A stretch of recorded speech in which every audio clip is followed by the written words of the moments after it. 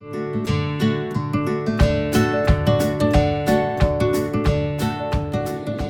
everyone, this is Larissa again, back at the Cape May County Zoo. Welcome back to Zoo School. This is Wild Wednesday. So today we get to explore a whole new wildlife theme. So you guys may remember that last week we explored deceptive coloration, talked about camouflage and mimicry, and how those apply to how animals try to survive in the wild. So this week we're going to explore how animals survive the winter with hibernation. So that's a word that you guys have probably heard before, but we're going to go a little more in depth with the types of hibernation that exist in the wild, and we're going to meet one of our ambassador animals that actually uses hibernation. So before we start, I just want to clarify a few terms that we're going to talk about today. So an important factor in how animals survive temperature changes is how they regulate their temperature. So we're going to talk about the words ectotherm and endotherm today. So ectotherm is a term that we also interchange with cold-blooded. So that means that an animal cannot regulate its own body temperature and has to use its environment around them to regulate their body temperature. So ectotherms you might be familiar with are reptiles and amphibians. They're some of the common ones that you'll see. They like to bask in the sun and do things like that to make sure that their body temperature stays where they want it to be. Now endotherms are like us, like mammals, like humans. They can regulate their own body temperature without using their environment as an influence. So that's an important difference that we need to know between endotherms and ectotherms that'll help us understand some of the things we talk about in a little while. So our keyword today is hibernation, and I'm sure you guys are familiar with that term. It probably makes you think of bears and other large animals like that sleeping during the winter. And yes, this time of year when it's winter, when the temperature gets very low, you'll often see animals going into states like that to try to survive the harsh conditions. Because the winter is not a fun time of year to be a wild animal. It's super cold, the conditions aren't fun, and there's often not a lot of food that you can find. So that's a great time for an animal to just kind of tune out a little bit. But hibernation is actually a special kind of inactivity called torpor. So now this word you might not have heard before, but it's really not that complicated. Torpor is a specific term that applies to endotherms, those warm-blooded animals we talk about, when they enter states of inactivity. And basically the reason for this is they're trying to conserve their energy for when their environment's not very healthy for them. So basically during torpor, an animal won't be very active, they're not going to move around very much, and they'll also lower their metabolic rates. So I know I'm throwing a lot of terms at you, but metabolic rates just means how fast animals use up the energy they have stored from the food they've eaten recently. So when they lower their metabolic rates, that just helps them use less of that energy they have stored, and that can actually help them survive longer when the conditions aren't very good.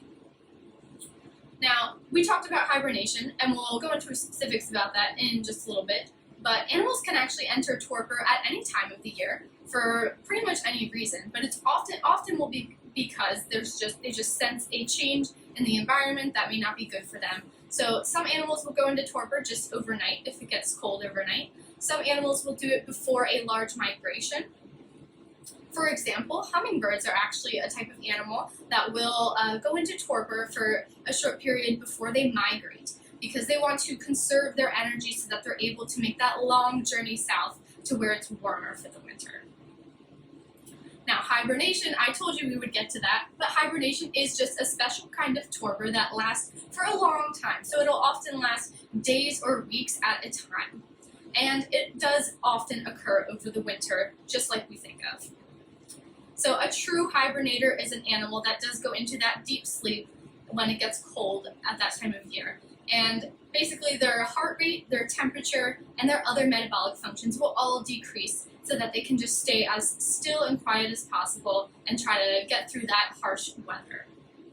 So I brought with me today one of our ambassador animals who is a true hibernator. So I'm going to get her out right now, so just give me 1 second.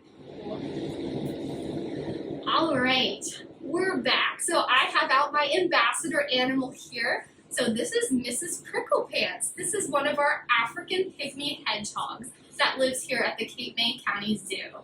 So she's a little grumpy right now because she just woke up. They are nocturnal, which means they normally sleep during the day, all day. And so that's her favorite pastime, but she decided to come out and that she's willing to say hello to all of us. So I mentioned that Mrs. Pricklepants here is an example of a true hibernator. That is absolutely true. So this time of year, like in January and February, and actually from October to April, is normally when in the wild Mrs. Pricklepants would be bedding down in a nice cozy burrow in order to hibernate for that winter.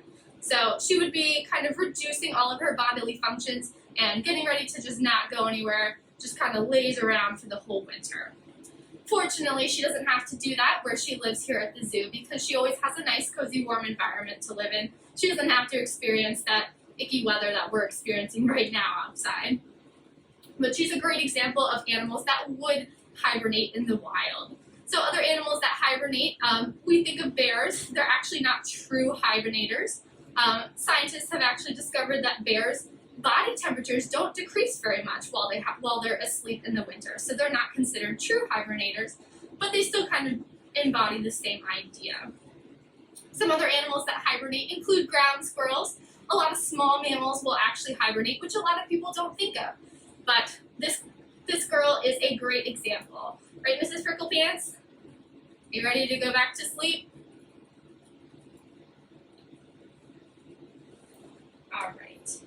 All right, so now that we've explored one of our real-life hibernators that lives here at the zoo, we're going to talk about how ectotherms actually use torpor as well. So ectotherms, you'll remember, are those cold-blooded animals, those reptiles and amphibians. You may wonder, what do they do during the winter? We don't think of them as being hibernators, and we don't call it hibernating when they rest during the winter or become inactive. In fact, we call it brumation when reptiles and amphibians go into a state of inactivity during the coldest time of year.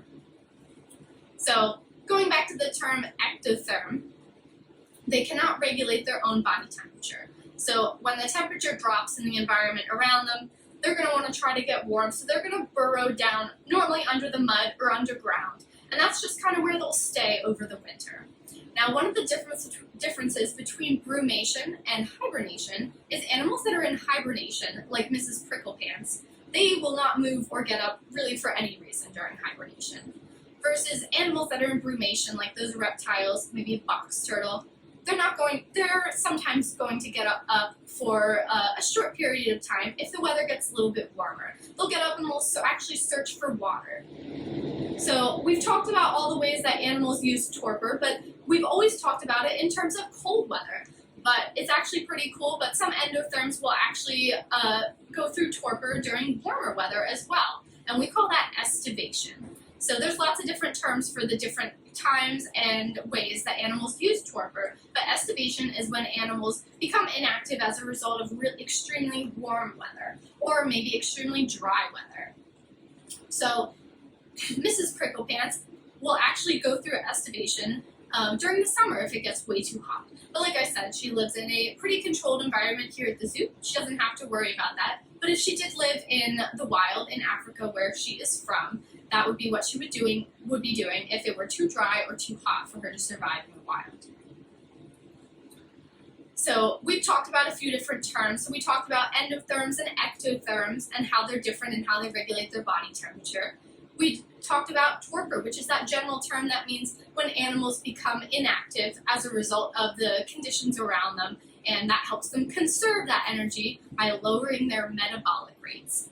And then we also talked about the difference between hibernation, brumation, and aestivation. So now that we've learned the difference between all these things, it's time for you guys to practice your torpor. So it's a little cold outside here in New Jersey, and it's probably a little chilly wherever you are right now too, since it's February now. But what I want you guys to try is maybe try building your own burrow or den to hang out in, just like you're a hibernating or brumating animal. So you can actually find around your house, see if you can gather some pillows and blankets. Ask your parents if you can use some chairs to build a nice fort or den. And then spend some time relaxing in your fort or den, just like you're a hibernating animal. You probably won't want to spend days or weeks there, but it might give you a nice place to get all cozy when the weather's a little sad outside. And of course, there's other ways that you guys can help animals survive the winter, even just the animals that live in your backyard. So putting out food for animals is often a good idea to help them get through the winter. They want to build their energy reserves. So putting out birdseed is a great way to help the animals that live in your neighborhood. They'll be grateful to have a reliable place to find food so they don't have to work as hard to find it. In addition, you can also put out a bowl of water in a sunny spot where it will not freeze, because that's another problem that animals often face in the wild, is finding water that's not frozen. So those are a few ways that you guys can actually contribute to helping animals survive the winter. So that's all for today on Zoo School Wild Wednesday. Thanks for hanging out with me and talking about hibernation and other ways that animals survive the cold. We'll see you next week for our next Wild Wednesday, where we'll explore another wildlife theme. Happy hibernating!